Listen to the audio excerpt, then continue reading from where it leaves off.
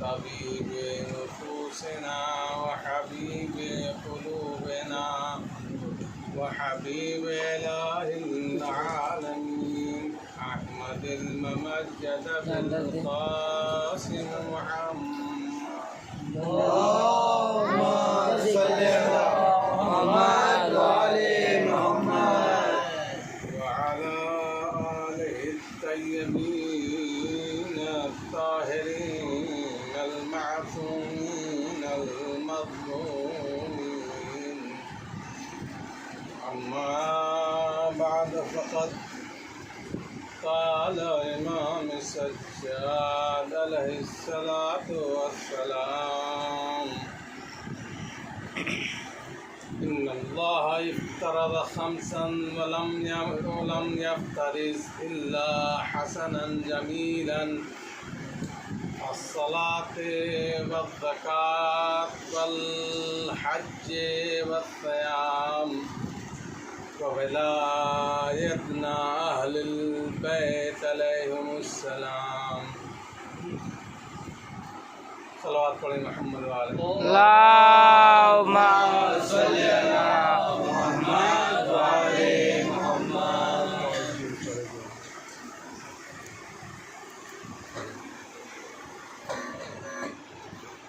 فعمل الناس بأربع امام سجاد کا یہ قول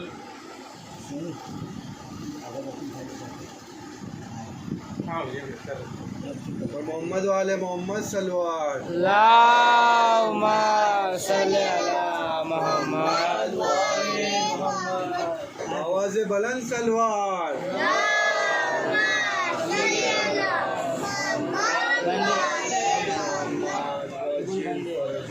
فعمل الناس بأربع واستخفوا بالخامسة والله لا يستكمل الأربعة حتى يستكملوها بالخامسة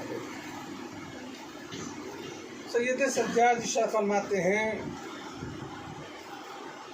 کہ ان اللہ افترض خمسا ولم يفترض الا حسنا جمیلا.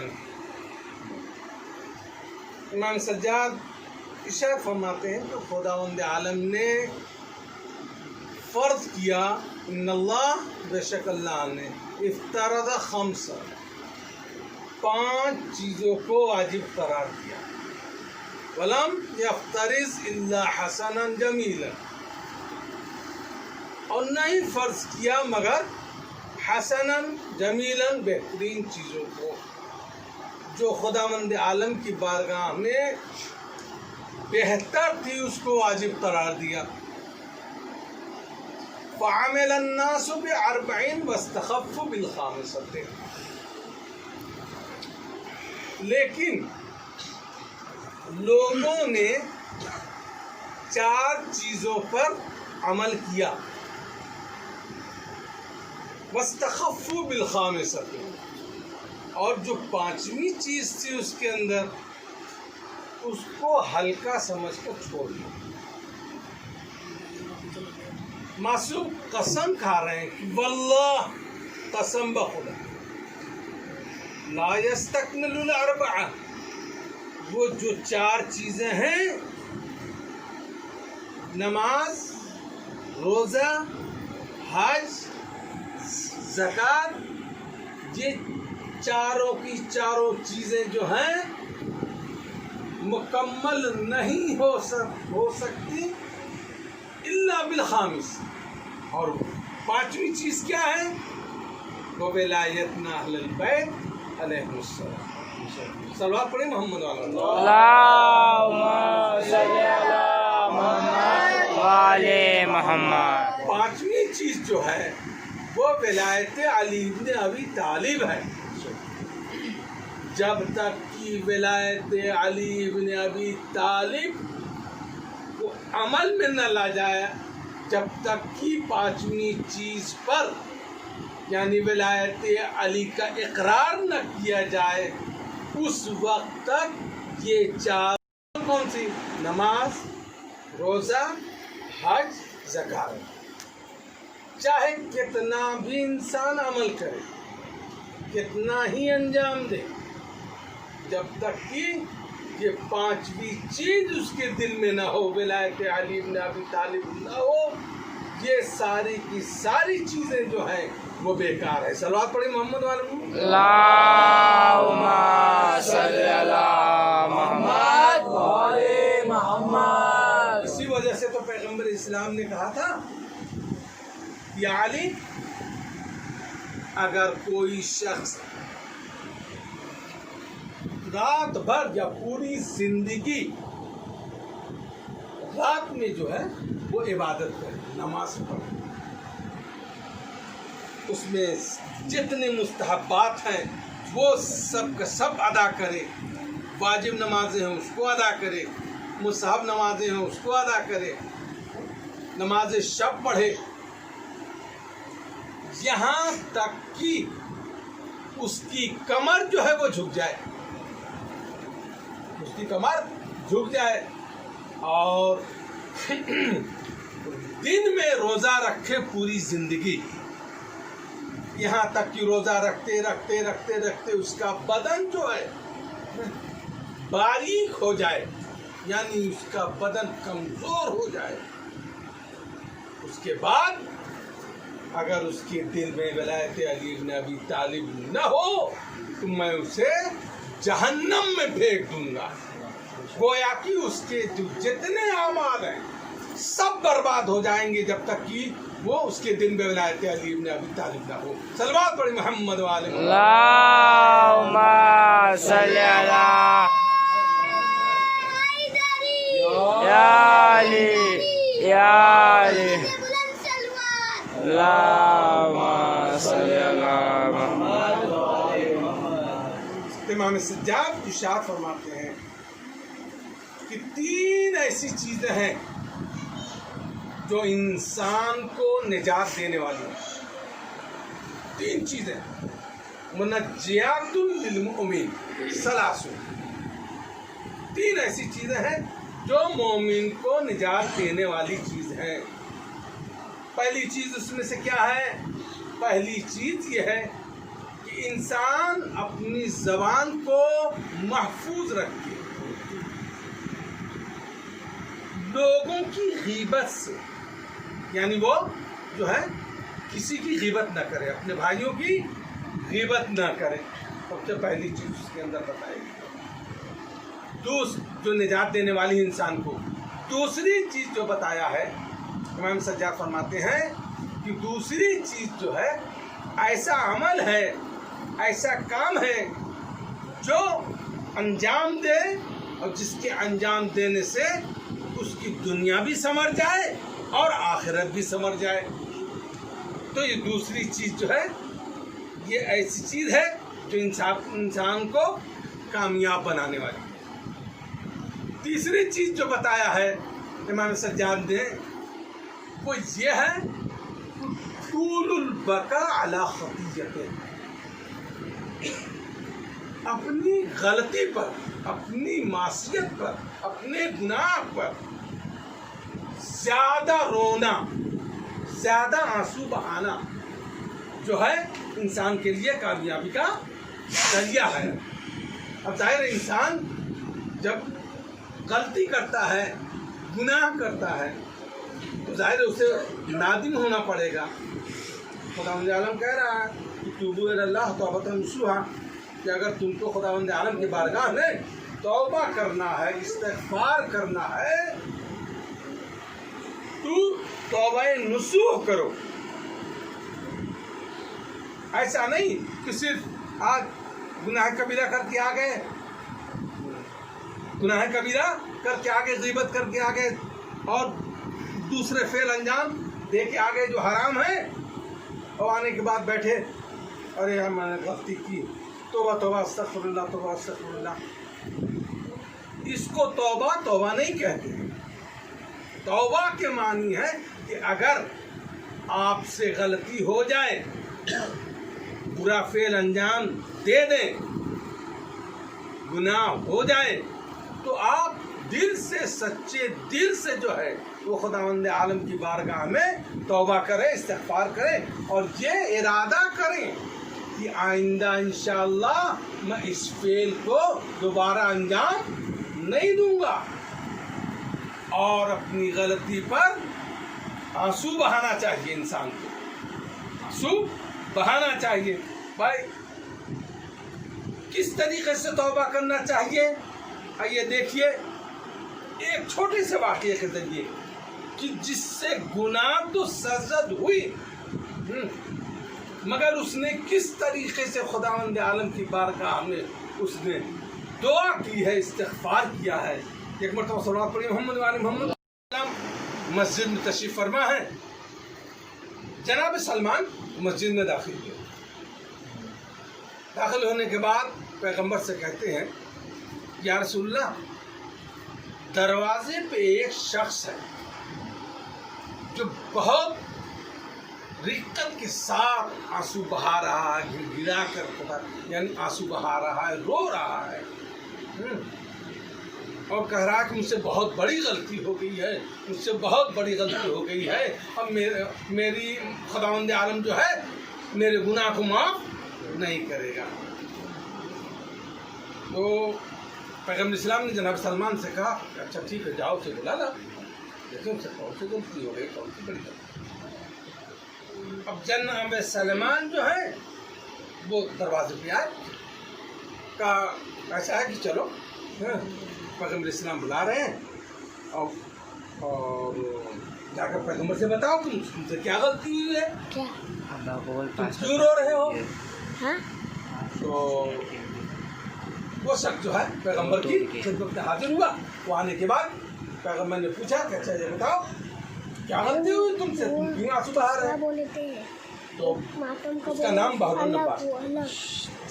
تو اس بہلول نے کہا کہ ایسا مجھ سے بہت بڑی غلطی ہو گئی، بہت بڑی غلطی ہو گئی ہے اور مجھے اور میرے گناہ کو خداوند عالم جو ہے وہ معاف کرنے والا نہیں۔ پیغمبر نے کہا کہ ایسا ہے، کیا تیرا گناہ سمندر کے برابر ہے؟ سمندر کے برابر ہے؟ اگر تیرا گناہ سمندر کے برابر ہوگا تو بھی خداوند عالم معاف کر دے گا۔ وہ شخص کہہ رہا کہ نہیں، میرا گناہ سمندر سے بھی زیادہ ہے۔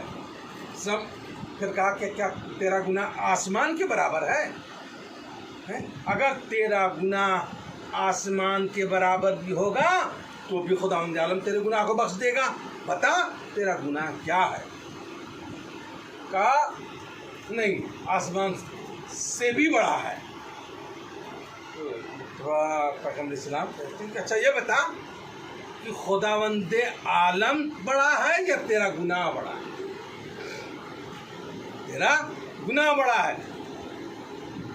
تو اس شخص نے کہا کہ نہیں، خداوند عالم بڑا ہے، بزرگ تر ہے۔ کہا اچھا ٹھیک ہے، بتاؤ کہ تم نے کون سا برا فعل انجام دیا، کون سا گناہ کیا ہے؟ تو اس شخص نے کہا کہ یا رسول اللہ، پچھلے زمانے میں میرا کام یہ تھا کہ جب بھی کوئی شخص مرتا تھا اور قبرستان میں اسے دفن کیا جاتا تھا تو جب لوگ چلے جاتے تھے تو میں جاتا تھا اور جانے کے بعد جو ہے قبر کو کھودتا تھا، کھودنے کے بعد اس کے جسم سے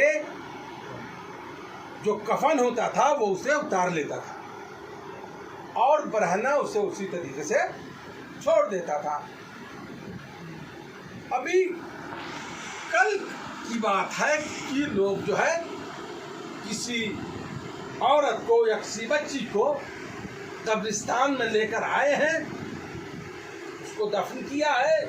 جب لوگ چلے گئے تو میں قبرستان میں گیا، جا کر اس قبر کو کھودا، کھودنے کے بعد اس عورت کے جسم کو باہر نکالا اور باہر نکالنے کے بعد اس کے جسم سے کفن کو نکالا اور کفن نکالنے کے بعد پھر میرے اوپر جو ہے شیطان کا وسوسہ طاری ہوا، شیطان نے غلبہ کیا اور اس نے مجھے اس کام پر مامور کیا کہ میں اس کے ساتھ برا فعل انجام دوں،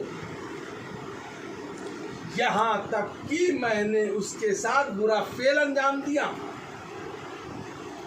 اتنا سننا تھا کہ مطلب پیغمبر اسلام غضبناک ہوئے اور اس سے کہا کہ تو میری بارگاہ سے نکل جا، تو میری بارگاہ سے نکل جا۔ اس کے بعد وہ شخص جو ہے پیغمبر کی بارگاہ سے مسجد سے باہر نکلا، اور نکلنے کے بعد بازار میں آیا، اور بازار میں آنے کے بعد سوال پڑھیں محمد والی اللہم صلی علی محمد وعلی یا علی یا علی اللہم صلی علی محمد وعلی محمد۔ وہ شخص جو ہے بازار میں آیا، اور بازار میں آنے کے بعد اس نے اس کھانے پینے کا سامان لیا، اور سامان لینے کے بعد وہ پہاڑ کی طرف گیا۔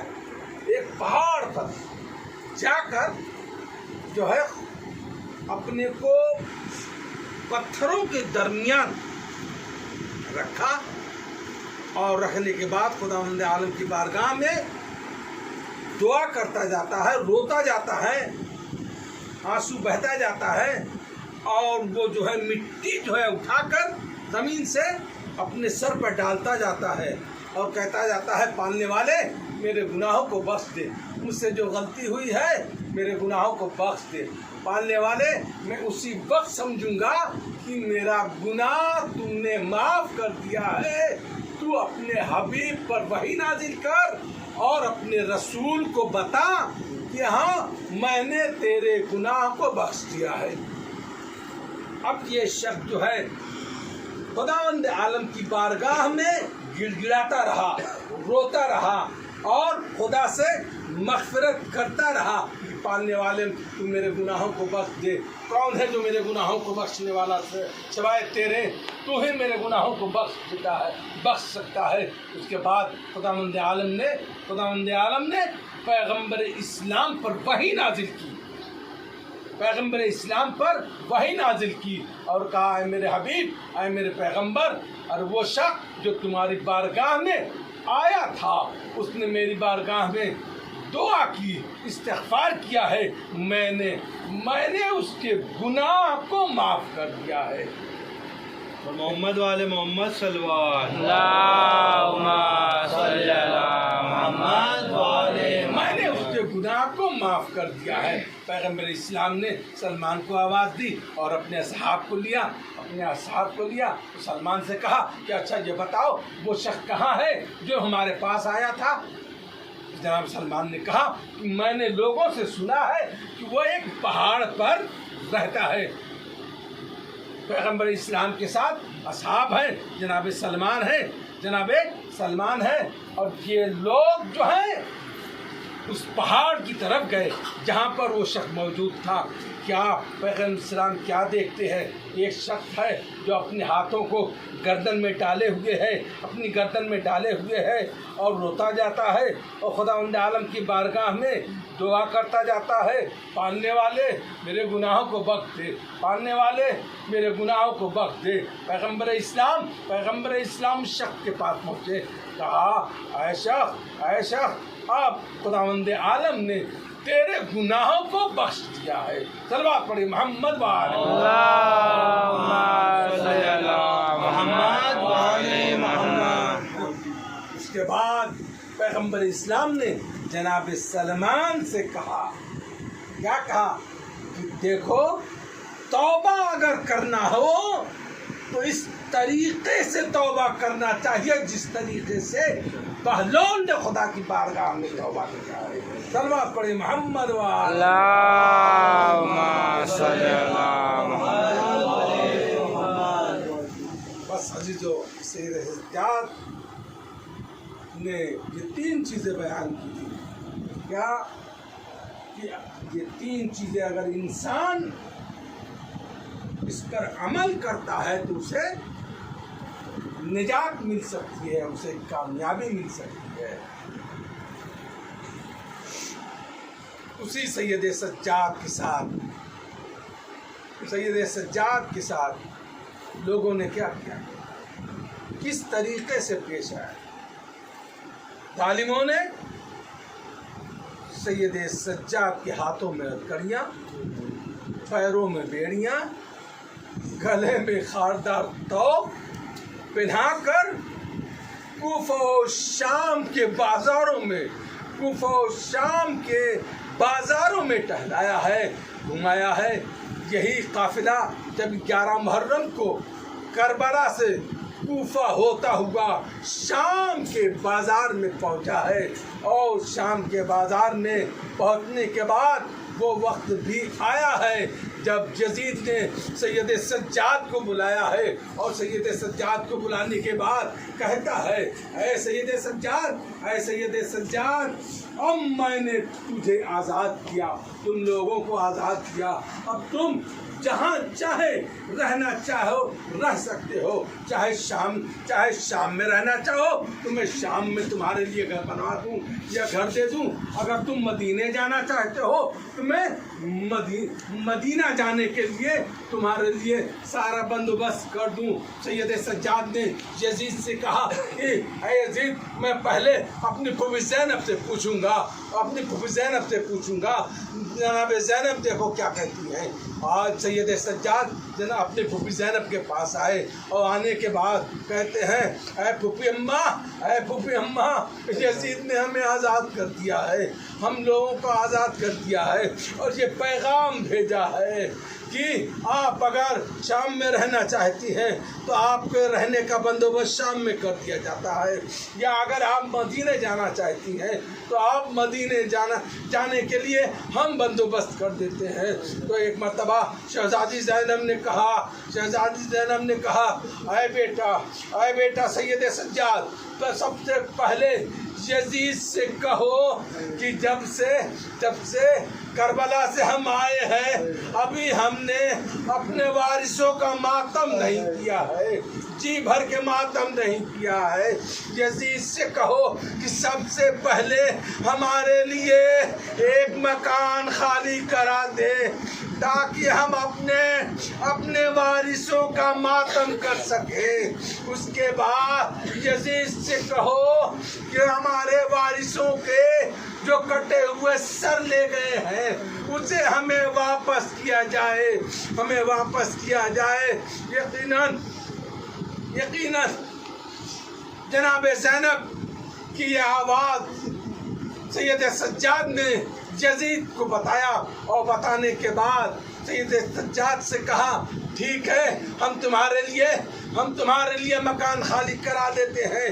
سب سے پہلے جو مجلس قائم کی ہے وہ جناب زینب سلام اللہ علیہا نے شام میں کیا ہے۔ مکان خالی کرایا گیا، شام کی ساری عورتیں آئیں، وہ وقت بھی آیا کہ سرائے شہداء بھیجے جانے لگے۔ کبھی علی اکبر کا سر آیا تو ام لیلا نے بڑھ کر لے لیا، کبھی اصغر کا سر آیا تو رباب نے بڑھ کر لے لیا، کبھی حسین کا سر آیا جو بڑھ کے جناب زینب نے لے لیا۔ آخر میں 2 سر باقی رہ جاتے ہیں۔ جب 2 سر آتے ہیں، وہ آنے کے بعد ان کا لینے والا کوئی آگے نہیں بڑھتا، تو ایک مرتبہ وہ عورت جو ہے یہ کہتی ہے کیا ان دونوں سروں کا کوئی وارث نہیں ہے؟ کیا اس کی ماں اس دنیا میں نہیں ہے؟ اتنا سننا تھا کہ ایک مرتبہ جناب زینب نے اس عورت سے کہا ارے اے بی بی ایسا نہ کر، ارے ان بچوں کی دکھیاری ماں میں زینب ہوں۔